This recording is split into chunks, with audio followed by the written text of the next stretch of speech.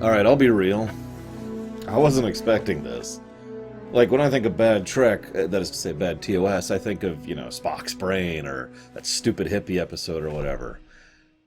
But the thing is, how many of you remember this episode? Go ahead, I'll wait. How many of you can tell me anything substantial about this episode other than the guy from the other universe? See, I'm just testing a theory. I don't know. Maybe you guys can tell me of it. But yeah, this is just a completely forgettable episode. Or at least it was, until I went through and analyzed it. I'm going to talk about some things later on. Usually I like to start with the behind-the-scenes perspective. All I'll mention is that Gerd Oswald directed this one. He was the guy who was responsible for Conscience of the King. He directed that, I'm not holding that against him. I'm just pointing it out. And, well, why don't we go ahead and move on from the behind-the-scenes stuff and talk about the episode proper. So, Captain. Sorry, for a split second, I actually merged with another reality, and all nature of how our reality functions was breaking down there, including magnetics and all sorts of other fun stuff, like, our dilithium crystals were being drained. That's cool, that's cool. Then we scan on the planet, and hey, there's a person down there. Oh, cool. That's good to know. We can even tell what species he is, so that's helpful. Thankfully, the dilithium crystals are screwed because they're being drained. Now, I'm going to bring that up because I want you to remember that. It's a major plot point that the dilithium crystals are being drained, and that's a danger to the ship, which is why, naturally, both Lazarus, that is to say, actually, Lazarus A, wants the crystals, because that way he can power his ship and go destroy the universe. This is a good time to mention something, by the way. Lazarus A is our universe Lazarus. Lazarus B is the anti-Lazarus. This is how the script refers to them, and that's how I'm going to as well. Okay, that sucks. This is another first. This is our first time we have two-way communication with Starfleet Command at a distance. That's cool. But before that shows up, Uhura says code factor 1. And Kirk's like, verify. And it's like, yeah, code factor 1, invasion. So naturally what happens is Starfleet Command calls up. It says, Kirk, what's going on? And Kirk says, well, honestly, sir, I think it's an invasion. The guy says, we agree. Now, this may sound like a little bit of a nitpicky thing, but I'm pointing this out because, well, let me just go and get this out up front. The script for this episode is garbage. I am pretty sure I could write better than this, and I do not have a very high opinion of my own writing ability. So, Starfleet Command mentions that they have felt the effects of this in every quadrant in the galaxy and beyond. Now, let's go ahead and admit something.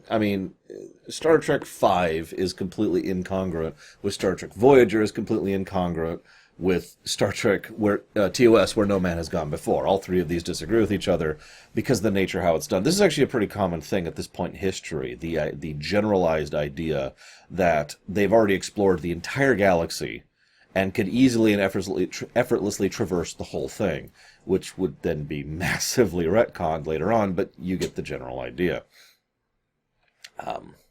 So I'm not going to completely complain about that, even though it is pretty stupid.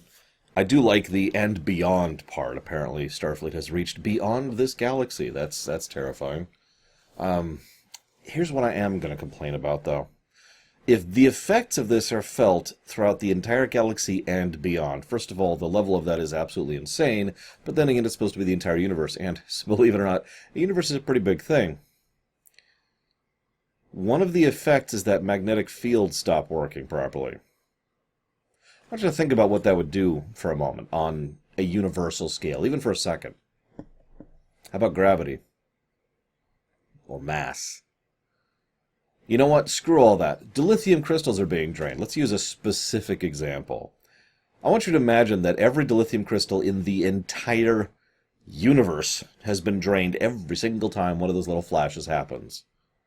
It's okay, though, because the lithium crystals work just fine by the end of the episode and have no power drain whatsoever because the writer forgot that plot point existed, so it's not an issue. I'm going to tear this one to shreds, by the way. So, that's all dumb. Then we find out, then we find Lazarus A. And it's like, hey, dude, what's up? And he's like, hey, there's,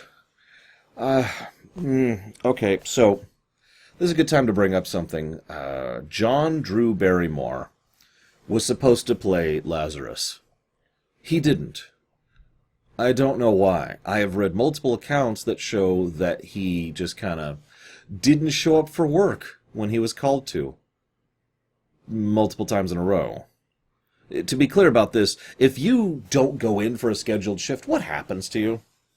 Because I'm pretty sure at most 9-to-5s I've worked, that just means you get fired. By the way, yes, this is Drew Barrymore's father, just to clarify that. Anyways, so he was hired to play Lazarus, and he didn't show up, so Oswald, being a decent director, was like, okay, let's film all the scenes that don't include Lazarus, which they did. And then he continued to not show up, and then they desperately grabbed the next guy that they possibly could, who hadn't read the lines and had no idea what he was doing, to do the best job he could. That would be Robert Brown, the man who actually plays Lazarus. Now, I don't want to be harsh. I really don't. In fact, if anything, I think Robert Brown does the best he can with this terrible episode. But, by God, a lot of his scenes suck. A lot. I think it's mostly the dialogue, but then again, there's this one scene where he's like, woo, woo, and it's just, By the way, this is the second to last TOS episode filmed at Vasquez, which I mentioned earlier. That's Shore Leave, Arena, and this pretty much back to back, which makes sense. You want to do all your location shooting in one bundle, so yeah, duh, right? We would see it again. Like I said, it shows up in TNG. It shows up in Into Darkness, I think. One of the Star Trek films, one of the Abrams films. It shows up a few times after this. I think it shows up in Picard, too. I'm not actually sure about that one. Again, haven't seen Picard. Anyways, so Lazarus shows up, and it's just, okay. And he's like, oh, you don't understand. He's coming, and he's going to kill. Cut to commercial, because that makes perfect sense. So, naturally, the injured Lazarus, who Kirk is suspicious of the entire episode, Kirk goes down to talk to McCoy. McCoy says, well, he's not injured anymore. And Kirk says, well, what is he? And McCoy's response is, and I quote, I don't know, I'm just a country doctor. What does that have to do with anything? And apparently you're a really bad country doctor because you just lost your patient who had a miraculous recovery that you yourself have notated. This is so many levels of stupid that I'm actually having problems processing it. So naturally this leads to him going and finding this freaking guy. And we have the forehead injury. Okay, sure.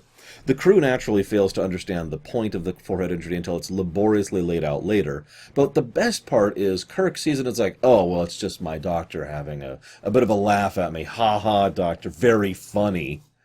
Note that this episode happens after shore leave when McCoy, rather straight-facedly, reported on the rabbit thing. Kirk thought it was a joke once, and then when McCoy came to him more seriously a second time, he took it seriously.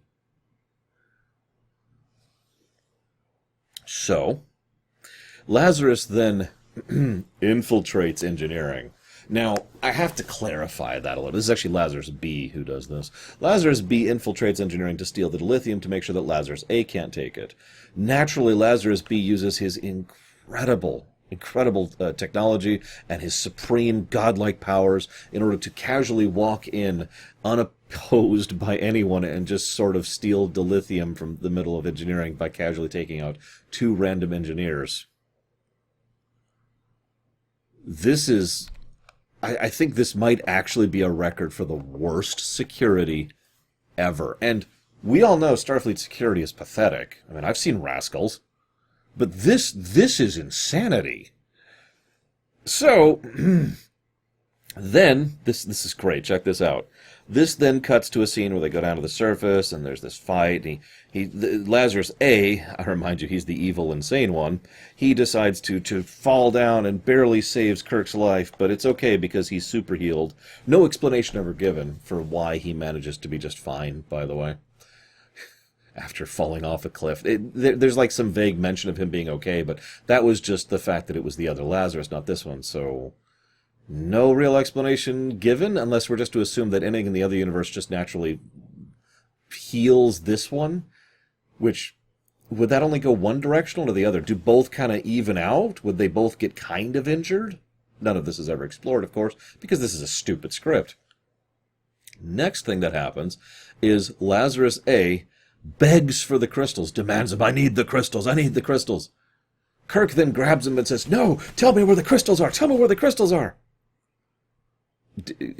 Kirk, I don't know if you're aware of this, but you might have missed the fact that you already went to the planet, scanned his ship, found out the dilithium crystals were not there, started trying to look for them in order to find the beast, which is Lazarus B, and also Lazarus A is desperately trying to find the crystals that you're demanding of him, you moron. Then, oh, this gets better. Check this out. Lazarus is clearly deranged and, frankly, violent. So McCoy naturally gets angry at the fact that there's security here. Get that meathead out of here. No explanation given. Then McCoy says, don't worry, he's not going anywhere, and then leaves the room and leaves Lazarus A unattended.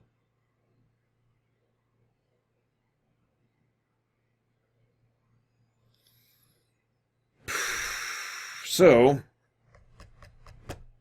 you ever heard of the idiot ball? It's a specific concept in literary tropes. It refers to a situation where people are acting stupidly in a manner that is designed to move the plot forward that is also out of character. You need all 3 points there for it to be idiot ball. Someone being stupid, we're all stupid, right? We all make mistakes. Someone moving the plot forward, well, there's plenty of ways to make that work. And someone acting out of character, well, they might be replaced by an alien entity or whatever.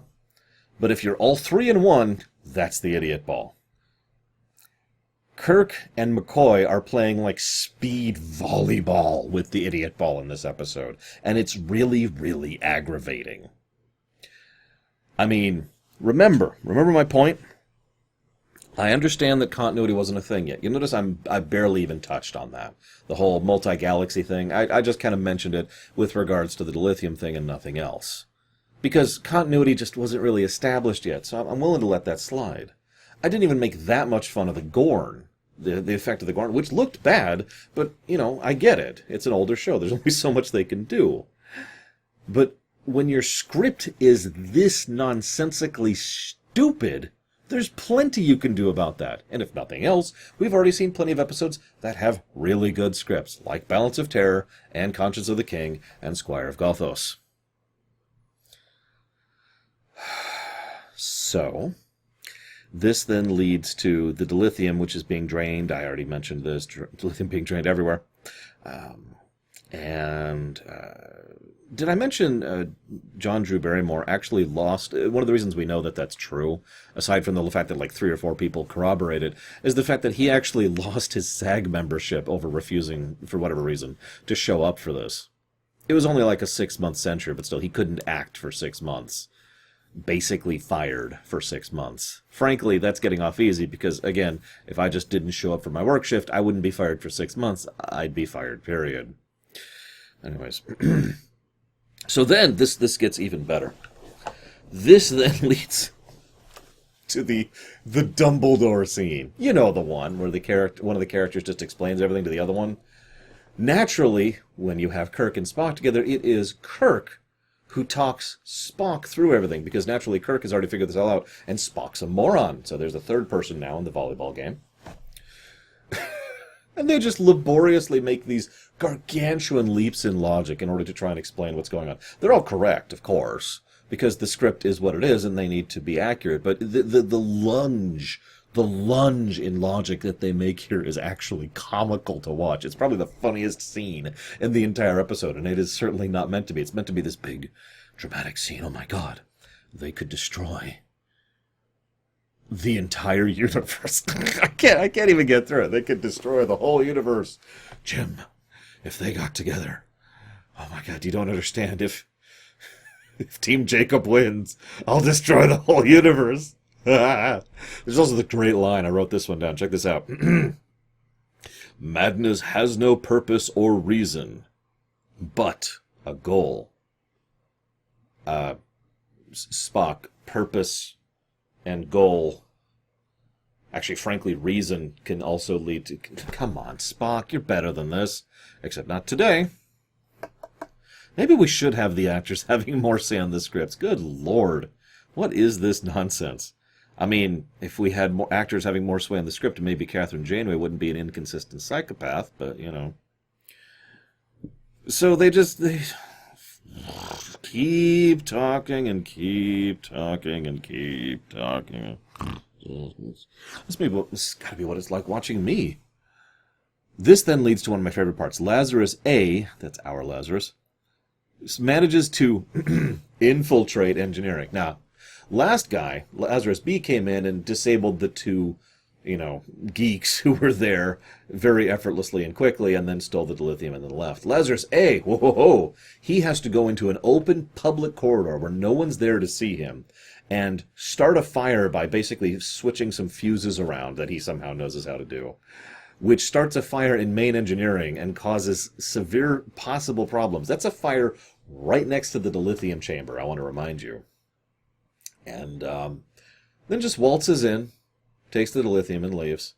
It gets even better, though. This is just hysterical, because the next thing that happens is he goes down to the transporter room, and the guy's there, and I swear that guy has never acted a day in his life or something, because he's just got this kind of doughy expression. You're not supposed to be here.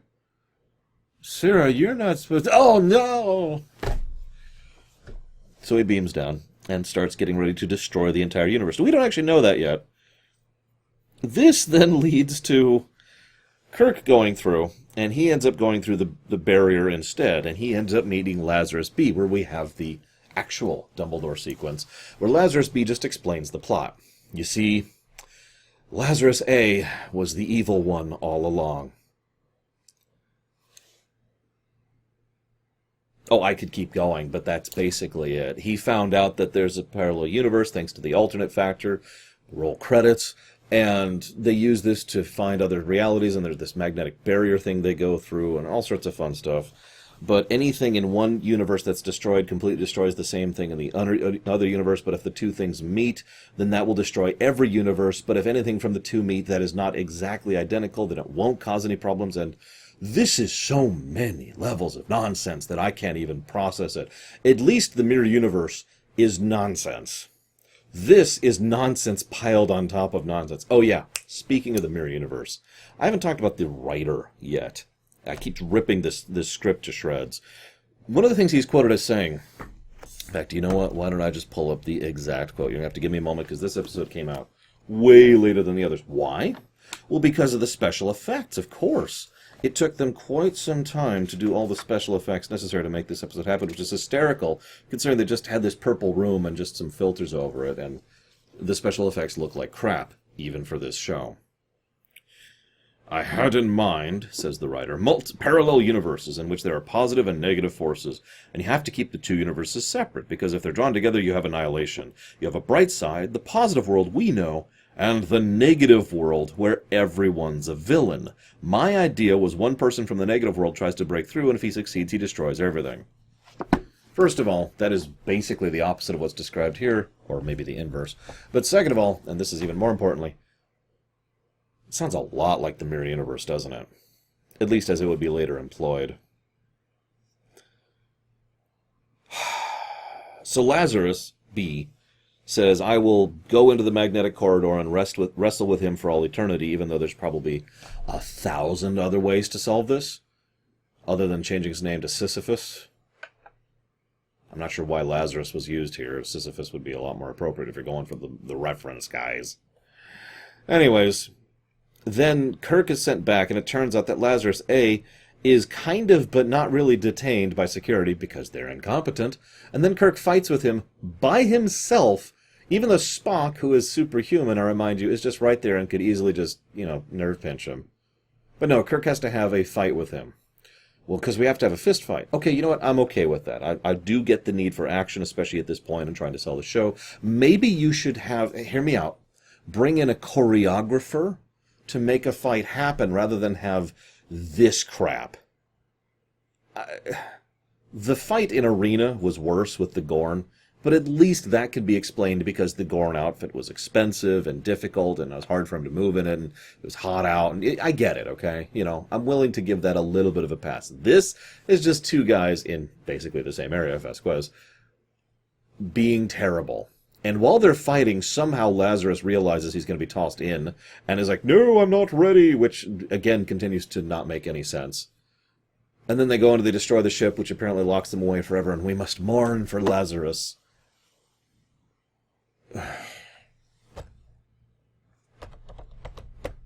You'd think that eventually they'd die of anything? Dehydration, maybe? Starvation? Does the one that dies first get to be eaten by the other? Maybe they just die of mental stagnation where their brain just can no longer function because it's had no input. That's a potential thing that we've never studied for obvious reasons because that would be horrific. But we do know the brain does need input, and they basically don't have it, so... This is a dumb episode, and now I'm going to share the last thing I've been keeping from you. This episode was written by Donald Ingalls. And you're probably thinking, who's that? Well, Donald Ingalls, he's the guy I just quoted. He wrote this, and he also wrote A Private Little War. Now, I jotted that down and just kind of went about my business, as I usually do. Then, after the episode was finished, I looked it up. See, I was mistaking the episode. I was thinking of Let That Be Your Last Battlefield, which I do like. A Private Little War is dumb, by memory. I haven't watched it yet, of course. So I decided to look up the guy's writer creds. He's written a few things. He wrote Captain America. No, not that one. The 1979 one.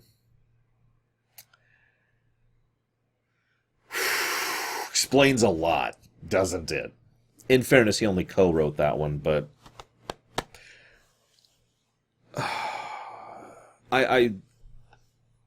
What do I even say?